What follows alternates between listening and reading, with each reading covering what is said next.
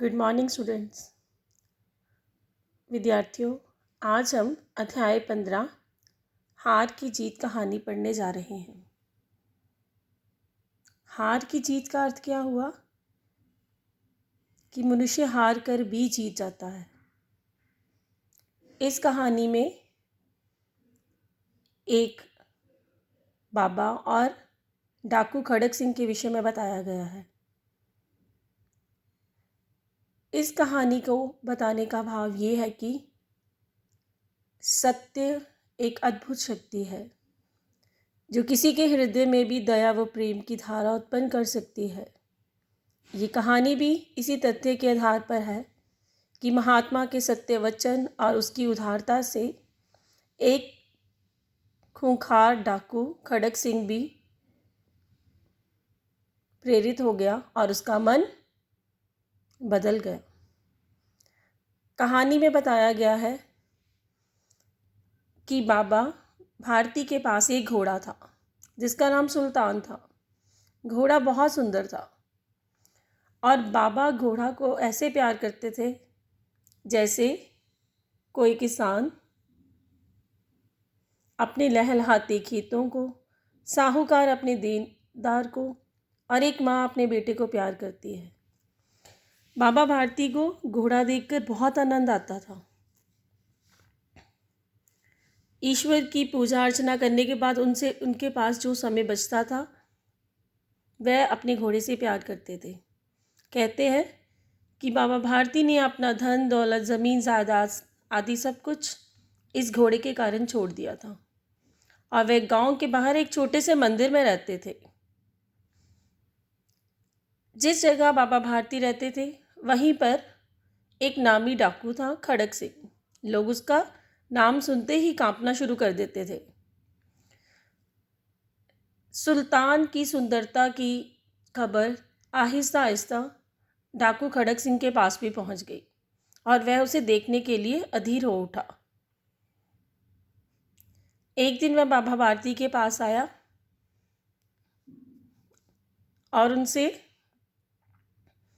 कहा कि घोड़े की सुंदरता मुझे यहाँ खींच लाई है। बाबा भारती भी अपने घोड़े की तारीफ करने लगे कि ये वाकई बहुत विचित्र जानवर है, तुम इसको देखोगे तो प्रसन्न हो जाओगे और इसकी चाल तुम्हारा मन मोह लेगी। सुल्तान उसकी बातों को सुनकर उसे और देखने के लिए उत्साहित हो गया। बाबा भारती उसको अपने अस्तबल में ले गए और उन्होंने उसे अपना घोड़ा दिखाया और बाबा भारती ने उसको घोड़ा बहुत घमंड से दिखाया और खड़क सिंह घोड़े को देखकर बहुत हैरान हो गया। उसकी आंखें चुंधिया गई। वह बाबा भारती भी अपने घोड़े की प्रशंसा सुनकर बहुत खुश होने लगे। वह उस घोड़े की चाल देखना चाहता था तो बाबा भारती ने उस घोड़े पर बैठकर उसे घोड़े की चाल भी दिखाई और वह उसे इतना पसंद आया कि वह जाते जाते बाबा भारती को ये कह गया कि बाबा जी, मैं ये घोड़ा आपके पास ना रहने दूंगा। खड़क सिंह की बात सुनकर बाबा भारती के मन में डर उत्पन्न हो गया। वह हर समय परेशान रहते थे। उन्हें डर था कि कहीं खड़क सिंह उनका घोड़ा ना उनसे हथिया ले।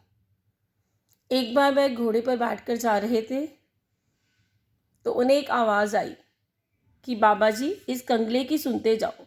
आवाज़ में बहुत दर्द था। बाबा भारती ने घोड़ा देखा तो वहाँ देखा कि एक अपाहिज बैठा था। उन्होंने उससे पूछा कि वो क्या चाहता है। उसने बताया कि मुझे यहाँ से 3 मील दूर जाना है, आप मुझे घोड़े पर चढ़ा लो, परमात्मा आपका भला करेगा। उन्होंने पूछा कि तुम्हारा वहाँ कौन है। उन्होंने कहा कि वहाँ दुर्गा दत्त नाम का एक वैद्य है, मैं उनका सौतेला भाई हूँ। बाबा भारती को उस पर तरस आ गया। उन्होंने घोड़े से उतरकर उसे वहाँ पर बिठा लिया और स्वयं लगाम पकड़कर चलने लगे। अचानक ही उन्हें एक झटका लगा। उन्होंने क्या देखा कि अपाहिज घोड़े की पीठ पर तनकर बैठ गया है और वह घोड़ा दौड़ाए ले जा रहा है। उनके मुख पर निराशा और हैरानी के भाव उत्पन्न आए। उन्होंने क्या देखा कि वह अपाहिज कोई और नहीं, डाकू खड़क सिंह था। बाबा भारती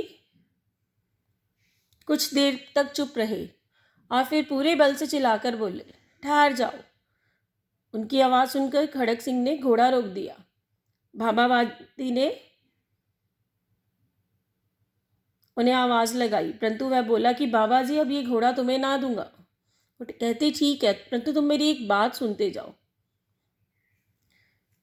ये घोड़ा अब तुम्हारा हो चुका है, मैं इसे तुमसे नहीं छीनूंगा, पर मैं तुम्हें एक प्रार्थना करना चाहता हूँ, उसे तुम अस्वीकार मत करना। वो कहता है कि बाबा जी आप आज्ञा दें। बाबा भारती कहते हैं कि इस घटना के विषय में किसी को मत कहना, क्योंकि अगर तुमने लोगों को इस घटना के विषय में बताया तो लोग किसी दीन दुखी पर विश्वास नहीं करेंगे और ना ही किसी की सहायता करते। ये कहकर उन्होंने सुल्तान की ओर से अपना मुंह मोड़ लिया। बाबा भारती तो चले गए, परंतु खड़क सिंह के कानों में उनके वचन गूंज रहे थे। वो सोच रहा था कि बाबा भारती के मन में कितना पवित्र भाव है। वो चाहते हैं कि मैं इस घटना के विषय में किसी को ना बताऊं, ताकि लोग दीन दुखियों की सेवा करने से पीछे ना हट जाए।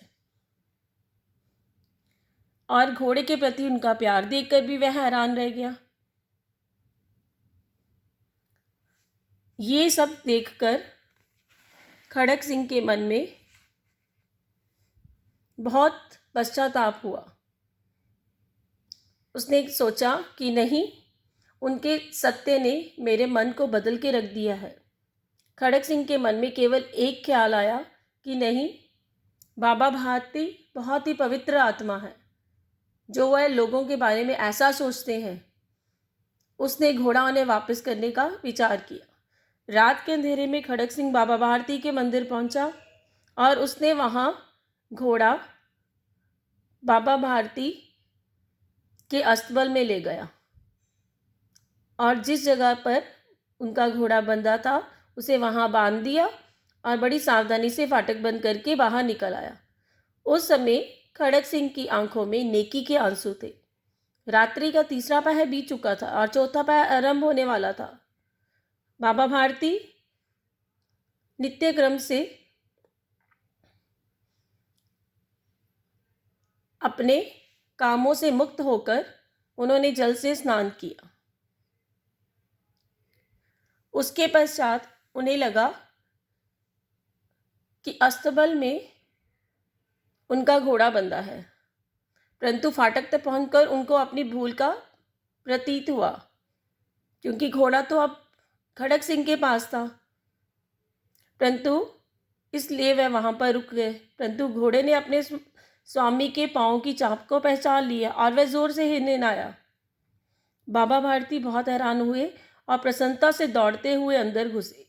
वहां उन्होंने क्या देखा कि उनका घोड़ा वहीं पर बंधा हुआ था और वे घोड़े से लिपटकर इस प्रकार रोने लगे जैसे कोई पिता बहुत दिनों बाद अपने बिछड़े हुए पुत्र से मिल रहा था।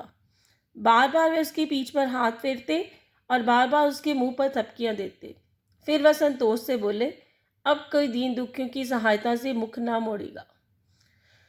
बच्चों, इस कहानी से हमें क्या पता चलता है? हमें ये पता चलता है कि बाबा भारती एक पवित्र आत्मा थे। वह हमेशा सत्य बोलते थे और उनके सत्य और स्पष्ट भाव के कारण ही खड़क सिंह जैसे डाकू का हृदय परिवर्तन हो गया। धन्यवाद।